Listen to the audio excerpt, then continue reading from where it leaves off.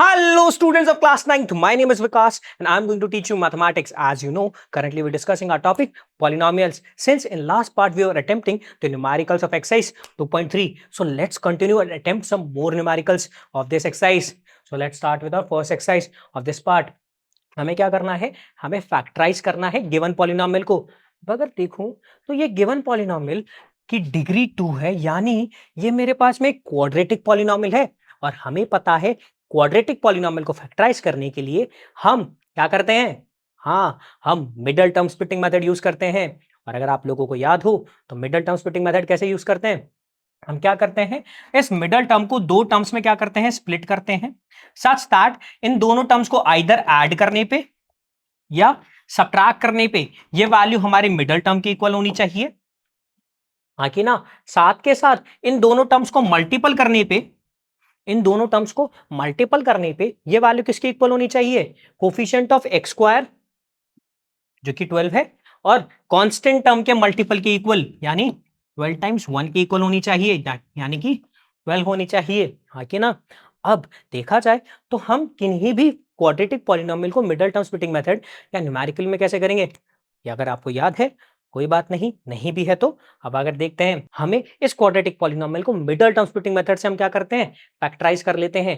चलो ट्राई करते हैं. अब आप लोगों को याद हो तो हम middle term splitting method use कैसे करते हैं, तो बहुत बढ़िया. और अगर आपको याद नहीं है तो कोई बात नहीं, मैं रिकॉल करा देता हूं. तो देखो हमारे पास में ये पॉलिनोमियल है, हाँ कि ना? अब अगर देखा जाए इस पॉलिनोमियल में अगर मैं इसे जनरल फॉर्म से कंपेयर करूं तो यहां पे कोफिशिएंट ऑफ एक्स स्क्वायर क्या है? बोला सर 12. कांस्टेंट क्या है? बोला सर 1. यस या नो? तो सबसे पहले क्या करोगे आप, a टाइम्स c करते हैं, हाँ कि ना? तो क्या कर देंगे, इन दोनों का मल्टीपल करेंगे, कितना आएगा? बोला सर 12 टाइम्स 1 12 आता है, हाँ कि ना? उसके बाद हम इस जो भी हमारे पास में नंबर आता है इसके फैक्टर्स निकाल लेते हैं. देखो तो 12 के फैक्टर्स क्या आएंगे? बोला सर 12 के फैक्टर्स, अगर 12 के, अगर मैं फैक्टर्स लिखूं तो 12 के फैक्टर्स आएंगे मेरे पास में 1 टाइम्स 2 टाइम्स 2 टाइम्स 3, हाँ कि ना? ये 12 के फैक्टर्स हैं. अब ये जो फैक्टर्स होते हैं ना, इन्हीं को आपस में मल्टीपल करके हम वो दोनों नंबर्स बनाते हैं जिससे मैं क्या करूंगा, इस मिडल टर्म को स्प्लिट करूंगा. ठीक है? तो देखो 12 के फैक्टर्स क्या हुए मेरे पास में, 1 2 2 3, हाँ कि ना? अब इनको आपस में मल्टीपल करके क्या बनाऊंगा, मैं एक ऐसा फैक्टर बनाऊंगा सच दैट इनकी वैल्यू क्या आनी चाहिए, 7 आनी चाहिए. तो अगर देखा जाए मैं किससे बना सकता हूँ, तो अगर देखें मैं 3 अकेला रखूं और बाकी सारे को एक साथ मल्टीपल कर दूं, नंबर क्या बना, 1 टाइम्स 2 2 टाइम्स 2 4. अगर देखा जाए 3 और 4 दो नंबर बने, 3 टाइम्स 4 कितना होता है? बोला सर 3 टाइम्स 4 तो 12 होगा.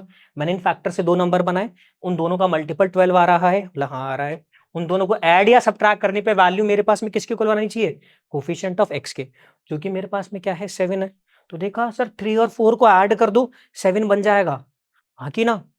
तो देखो क्या होगा, पॉलिनोमियल क्या था, 12x स्क्वायर माइनस का 7x प्लस का 1. हम क्या करेंगे, मुझे फैक्टर पता होनी चाहिए ना, मुझे फैक्टर पता लग गए. किसके फैक्टर? 12 के फैक्टर से मैंने नंबर्स बनाए, हाँ कि ना? और मैं उसके वजह से क्या करूंगा, मैं इस मिडल टर्म 7 को ब्रेक करूंगा दो टर्म्स में सच दैट उन्हें आइदर ऐड या सब्ट्रैक्ट करने पे वैल्यू क्या आनी चाहिए, आनी चाहिए 7, और मल्टीप्लाई करने पे 12 टाइम्स 1 यानी कि 12 आना चाहिए, हाँ कि ना?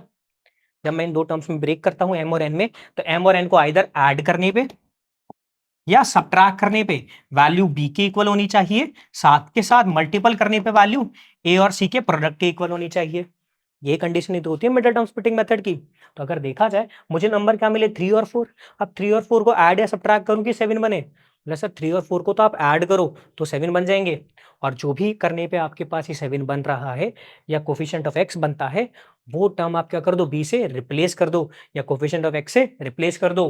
तो देखो मुझे क्या करने पे मिल रहा है, बोला सर ऐड करने पे. तो देखो 7x था तो क्या लिखोगे, 3x प्लस 4x रिप्लेस हो गई, इसे ब्रैकेट में रख लेना. क्यों, कभी कभार क्या होता है हमारे पास में नेगेटिव साइन होते हैं, जिसकी वजह से क्या होता है, इनके साइंस या इनके साइन कन्वेंशन में चेंज आता है, इसलिए हम क्या करते हैं, इनको ब्रैकेट में रख लेते हैं. तो क्या है, 3x प्लस 4x प्लस 1, हाँ कि ना? अब अगर देखें तो क्या होगा, जैसे ही ब्रैकेट ओपन होगा ये नेगेटिव साइन है, माइनस इंटू 3x, तो यानी प्लस माइनस, प्लस और माइनस, फिर दोबारा माइनस इंटू 4x, तो क्या होगा सर, प्लस माइनस माइनस, यानी 4x प्लस 1. यस या नो? अब देखा जाए, एक टर्म ये है, एक टर्म्स ये है, दो टर्म के पेयर में बना लिया। अब इन पेयर में से क्या निकालेंगे, हम कॉमन निकालेंगे। तो अगर देखा जाए तो इस 12 को लिखा जा सकता है क्या, अगर देखा जाए 12x स्क्वायर और 3x में क्या कॉमन है, बोला सर x तो कॉमन है। ये बात तो सही कह रहे हो आप कि अब देखा जाए इन पेयर में से, तो फर्स्ट पेयर में अगर मैं देखूं 12x स्क्वायर माइनस 3x में क्या कॉमन है, तो अगर मैं ढंग से देखूं सर, यहाँ पे मुझे x तो कॉमन दिख रहा है। देखो इसके पास x स्क्वायर है, यानी अगर देखें 12x स्क्वायर को क्या लिखा जा सकता है, 12 टाइम्स ऑफ x, और 3x को क्या लिखा जा सकता है, 3 टाइम्स x, यानी दोनों में x तो कॉमन है। पर अगर ढंग से देखो 12 को और भी तो कुछ लिख सकते हो आप क्या, 4 टाइम्स 3 नहीं लिख सकते क्या, हाँ सर लिख सकते हैं। तो यहाँ पे 3 भी तो कॉमन है, हाँ कि ना, यानी दोनों टर्म में क्या कॉमन आया, बोला सर 3x, हाँ कि ना। जैसे ही आपने 3x कॉमन निकाल दिया तो इधर क्या बच गया, बोला सर 4 और x ही बचा फर्स्ट टर्म में से। और 3x में से आपने 3x से कॉमन निकाल दिया, यानी 3x का डिवाइड ही 3x से कर दिया, कितना आएगा, बोला सर 1 आएगा। सिंस ऑपरेशन सब्ट्रैक्शन का तो यानी 1, हाँ कि ना। अब जरा देखो मेरे पास टर्म क्या है, माइनस का 4x प्लस का 1। अब मुझे इनमें से कॉमन लेना है, पर मैं जो कुछ भी कॉमन लूंगा मेरे पास में, याद रखिएगा कॉमन लेने के बाद जो ब्रैकेट में टर्म्स आएंगे ये दोनों कैसे आनी चाहिए, सेम। यानी रिजल्ट कितना आने वाला है यहाँ पे, 4x माइनस 1, हाँ कि ना। इसके लिए मैंने आपको ट्रिक बताई थी क्या, यहाँ पे आप कंपेयर कर रहे हो इन टर्म्स को, तो देखो x के बगल में 4 है, x के बगल में 4 है, बट x के बगल में नेगेटिव 4 है, और यहाँ पे x के बगल में पॉजिटिव 4 है। यानी मैंने यहाँ से टर्म तो कॉमन ली है, बट कोई नंबर नहीं लिया, यानी ऐसे कुछ कॉमन नहीं लिया, बस साइन चेंज हुआ है। यानी फिर भी मैंने कुछ कॉमन तो लिया है, क्या कॉमन लिया है सोचो। तो अगर देखा जाए सर, अगर मैं यहाँ से -1 कॉमन ले लूं, यानी -1 का दोनों से डिवाइड कर दूं, तो ये वाली टर्म पॉजिटिव हो जाएगी, माइनस का 4x upon -1, minus minus eliminated 4x, plus का 1 divided by -1, plus minus minus यानी -1, यानी मैंने यहाँ से क्या कॉमन लिया, -1। बात समझ में आई। देख लो अगर आप दोबारा मल्टीपल करोगे -1 का 4x -1 से, तो माइनस का 1 इंटू 4x क्या होगा, माइनस का 4x, माइनस का 1 इंटू माइनस का 1, बोला सर प्लस का 1, यस या नो। तो यानी मैंने इस इन टर्म्स में या इस पेयर में से क्या कॉमन निकाला, -1, और इस पेयर में से निकाला 3x। अब अगर देखा जाए तो यहाँ पे 4x -1 कॉमन आ गया, आखिर ना इस पूरी टर्म्स में से, तो क्या बच गया, बोला सर इधर बच गया मेरे पास में 3x टाइम्स ऑफ 1, और इधर मेरे पास बच गया -1 टाइम्स ऑफ 1, आखिर ना। यानी क्या आई टर्म मेरे पास में, 4x -1 into 3x -1, 3x times of 1 1 होता है, 1 टाइम्स ऑफ 1 कितना होगा 1, ये मेरे पास टर्म आ गई। सिंस ये 4x -1 एक लीनियर पॉलिनोमियल है, 3x -1 भी एक लीनियर पॉलिनोमियल है, यानी एक क्वाड्रेटिक पॉलिनोमियल दो लीनियर पॉलिनोमियल में फैक्टराइज हो गया। क्लियर है, ठीक है। अब एक और न्यूमेरिकल करते हैं। नेक्स्ट न्यूमेरिकल क्या है, 2x square plus 7x plus 3। कैसे करेंगे, अभी हमने फंडा देखा था।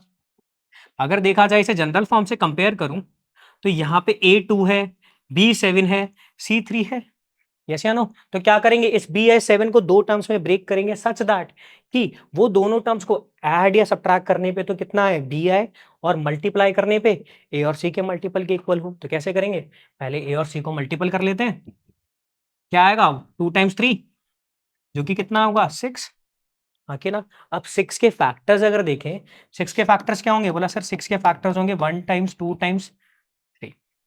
1 को हमेशा इंक्लूड करना, वैसे अपन प्राइम फैक्टर्स में इंक्लूड नहीं करते, बट अपन देखिए 1 अपन लिखते हैं ना। अब ऐसा देखना क्यों, तो देखो अब इसकी 6 के फैक्टर्स देखे सच दैट की वैल्यू कितनी आनी चाहिए, 7 आनी चाहिए। तो इन तीनों फैक्टर से ही हम क्या बनाएंगे, ऐसे दो नंबर्स बनाएंगे जिनकी वजह से क्या हो, ऐड या सब्ट्रैक्ट करने पे वैल्यू कितनी बने, 7 बने। मतलब सर 3 टाइम 2 कर दोगे तो 6 बन जाएगा, रिमाइंडर बचा 1। देखो 6 और 1 का मल्टीपल करोगे तो 6 ही आएगा, और 6 और 1 को ऐड या सब्ट्रैक्ट करने पे क्या 7 बनता है, बोला हाँ सर बनता है। यानी मुझे मिडल टर्म के वो दो नंबर्स मिल गए जिसमें मैं इसको स्प्लिट करूंगा सच दैट उन्हें आइदर ऐड या सब्ट्रैक्ट करने पे वैल्यू तो b बन रही है, साथ के साथ उन्हें मल्टीप्लाई करने पे वैल्यू a और c के मल्टीपल के इक्वल है। तो देखो क्या होगा, पॉलिनोमियल क्या था, 2x square plus 7x plus 3। मैंने 7 को किस में ब्रेक किया, बोला सर 7 को आपने ब्रेक करा 6 और 1 में, यस या नो। तो अगर इसे देखें 6x प्लस व्हाट 1x, या मैं लिखूं केवल x, बात समझ में आई। अब अगर देखा जाए तो इधर से कॉमन क्या है, बोला सर ये 2 है, और ये नंबर भी 2 का ही मल्टीपल है, तो ये कॉमन आया। सिंस यहाँ पे एक्स स्क्वायर है, यहाँ पे एक्स है, यानी एक्स कॉमन आया। तो सिंस देखो 2x स्क्वायर में से 2x बच निकल ले लिया मैंने, तो क्या बचेगा, मतलब सर 2 टाइम्स ऑफ x में से 2x गया, तो बचा कितना, केवल x। सिंस 6x में से मैंने क्या कॉमन ले लिया, 2x कॉमन ले लिया। सिंस x से x तो चला गया, यानी अंडर टर्म बचेगी नंबर। सिंस 6 में से क्या ले लिया मैंने, 2 कॉमन लिया ना, तो यानी कितना बचा, प्लस सर 3। दोनों टर्म्स में क्या था, एडिशन था, यानी प्लस 3। आके ना, अब अगर देखें मेरे पास टर्म है ये, अब इस पेयर में से भी मुझे कॉमन लेना पड़ेगा, और जो भी कॉमन लूंगा उसके बाद ये दोनों कैसे आनी चाहिए, सेम आनी चाहिए। तो अगर देखें ये x प्लस 3 है, अगर देखा जाए ये प्लस 1 है ना, यहाँ पे x के बगल में नंबर 1 है। सिंस यहाँ पे मैंने लिखा नहीं है, बट इसका मतलब हमें पता है, कोई भी वेरिएबल होता है उसके बगल में कोई कोफिशिएंट होता है, और अगर वो नहीं हो उसका मतलब उसका कोफिशिएंट 1 ही है। तो देखा जाए तो same to same term common आ गई मेरे पास में, यानी कॉमन क्या लिया, बोला कुछ नहीं, मतलब मैंने कुछ तो कॉमन लिया है, जो इसके मल्टीपल करूँ तो रिजल्ट यही आना चाहिए। तो क्या लिया कॉमन, बोला सर 1। सिंस अगर मैंने 1 लिया, सिंस यहाँ पे भी प्लस है, यहाँ पे भी प्लस है, यानी कौन सा कॉमन लिया मैंने, प्लस का 1। तो अगर देखा जाए तो x प्लस 3 दोबारा कॉमन आ गया, टर्म कितनी हो गई, 2x प्लस 1। यस या नो, यानी कि quadratic polynomial 2x square plus 7x plus 3 को मैंने फैक्टराइज कर दिया, किसको, दो लीनियर पॉलिनोमियल में, x प्लस 3 और 2x प्लस 1 के अंदर। क्लियर है, आगे चलते हैं। नेक्स्ट पॉलिनोमियल मेरे पास क्या है, 6x square plus 5x minus का 6। अब अगर इसे फैक्टराइज करें तो क्या होगा, तो देखो यहाँ पे अगर कंपेयर करें तो ये मेरे पास में a नहीं है, ये मेरे पास में b नहीं है, ये मेरे पास में c नहीं है। यस या नो, तो क्या करेंगे, सबसे पहले कोफिशिएंट ऑफ एक्स स्क्वायर का मल्टीपल करेंगे कांस्टेंट से, क्या रिजल्ट आएगा, बोला सर 6 टाइम्स ऑफ माइनस 6 होगा माइनस का 36। आके ना, माइनस को एक बार के लिए अलग रखते हैं, 36 आया नंबर। अब क्या करेंगे, 36 के फैक्टर्स निकाल ले, बोला हाँ सर 36 के फैक्टर्स निकाले जा सकते हैं। क्या आएंगे मेरे पास में, 2 टाइम्स 3 1। आके ना, 2 2 जा 4, 4 3 जा 12, 12 3 जा 36, और 1 मैंने साथ में इंक्लूड कर दिया। अब मुझे इसके फैक्टर्स इस तरह से चाहिए कि उन्हें प्लस या माइनस करने पे, क्या, प्लस या माइनस करने पे तो 5 आए, और मल्टीप्लाई करने पे 36 आए। बोला हाँ सर हो सकता है। तो क्या होगा, तो अगर देखें सर 3 और 3 तो 9 होते हैं, और बाकी अगर आप सारे नंबर्स ले लो तो कितने होंगे, 2 2 जा 4, 4 2 जा 1, कितना होगा 4। फैक्टर क्या है, 4 और 9, और 9 और 4 को ऐड या सब्ट्रैक्ट करने पे वैल्यू 5 के इक्वल आती है। कौन सी कंडीशन में, बोला सर 9 में से 4 सब्ट्रैक्ट कर दो, मेरे पास में 5 बन जाएगा। तो अगर देखो गिवन पॉलिनोमियल क्या था, 6x square plus 5x minus 6 था। अब अगर इसे मैं क्या करूं, इसके मिडल टर्म को स्प्लिट करूं, तो वो क्या बनेगी, प्लस सर प्लस का 9x माइनस का 4x माइनस 6। यस या नो, अब देखा जाए तो यहाँ से हम कॉमन निकालें, दो दो टर्म के रेफरेंस में पेयर में मैंने इसे ब्रेक किया। अब इनमें से अगर कॉमन देखा जाए तो x कॉमन है। सिंस देखा जाए 6 और 9, 6 और 9, जब भी आपको क्या निकालना हो, कॉमन निकालना हो ना, तो नंबर्स का एचसीएफ देख लो, क्या 6 और 9 का एचसीएफ कितना आएगा, बोला सर 6 और 9 का एचसीएफ अगर एक साथ देखें तो 6 और 9 का एचसीएफ तो ये क्या आ सकता है, जो कि है 3। हाँ कि ना, क्यों, 6 के फैक्टर्स क्या होते हैं, बोला सर 2 टाइम्स 3। 9 के फैक्टर्स क्या होते हैं सर, 3 टाइम्स 3। कॉमन फैक्टर क्या हुआ, बोला सर 3। यानी देखा जाए 6 और 9 दोनों 3 के मल्टीपल है। हाँ कि ना, तो यानी दोनों पे क्या कॉमन आ गया, 3 कॉमन आया नहीं आया। सिंस 3 को किससे मल्टीपल करूं कि 6 आए, बोला सर 2 से। सिंस 3 को किससे मल्टीपल करूं कि 9 आए, बोला सर 3 से। हाँ कि ना, सिंस देखो ये एक्स स्क्वायर था ना, तो एक्स को किससे मल्टीपल करूं कि एक्स स्क्वायर बन जाए, बोला सर एक्स से। सिंस यहाँ पे तो एक्स मेरे पास टर्म है ही, एक्स तो कॉमन आ गया, तो क्या बना मेरे पास में, 3x कॉमन आ गया, नीचे टर्म क्या आई, 2x प्लस 3। हाँ कि ना, क्लियर है, ठीक है आगे चलते हैं।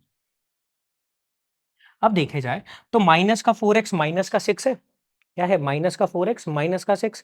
अब अगर इसमें देखें तो यहाँ पे कॉमन निकालना है, और जो भी मैं कॉमन निकालूं वो क्या आनी चाहिए, 2x प्लस 3।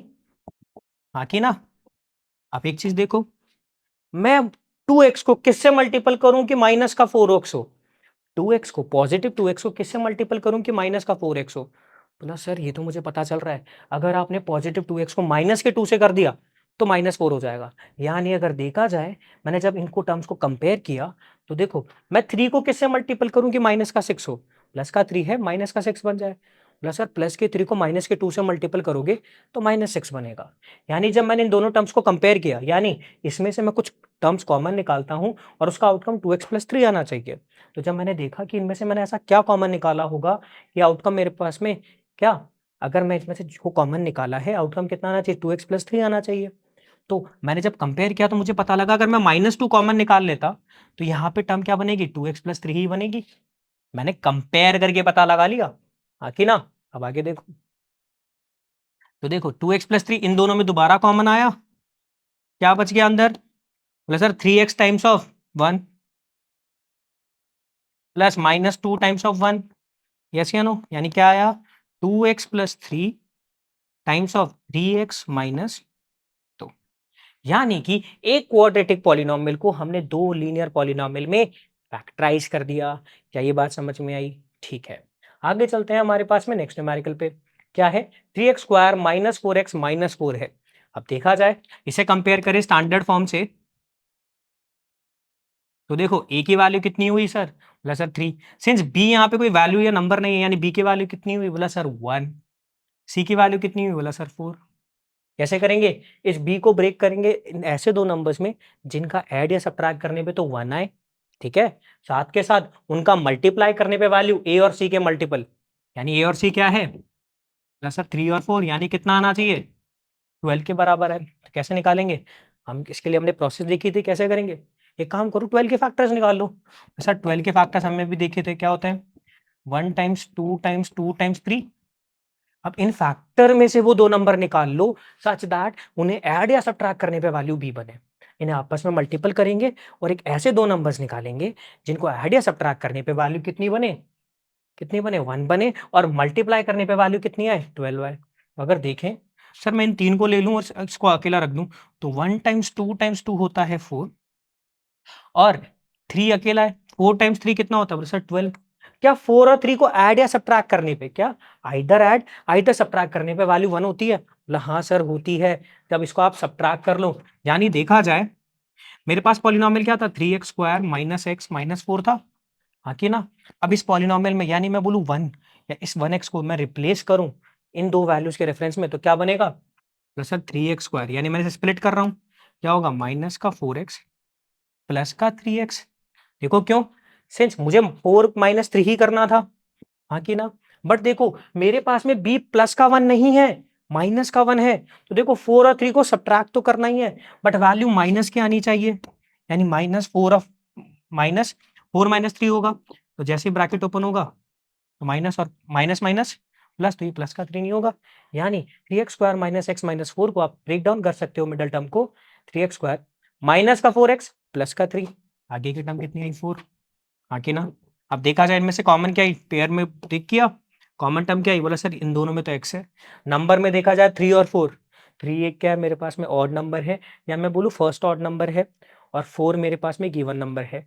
सिंस दोनों के पास कॉमन मल्टीपल, या मैं बोलूँ दोनों नंबर्स का HCF 1 ही है, हाँ कि ना? सिंस 3 और 4 का HCF 1 है, यानी इनका कॉमन फैक्टर मेरे पास में 1 है, यानी इनमें कोई कॉमन नंबर नहीं है, हाँ कि ना? तो यानी केवल क्या कॉमन आया? x आया, क्या बच गया अंदर? 3x minus 4। अब इसमें से भी मैं जो कॉमन लूंगा वो क्या आएगा? 3x minus 4। अब मुझे बताओ इसमें से मैंने क्या कॉमन लिया कि 3x माइनस 4 बना? तो देखा जाए ये 3x है, ये 3x है, यानी यहाँ से तो मैंने कुछ भी कॉमन नहीं लिया। यहाँ माइनस 4 है, यहाँ माइनस 4 है।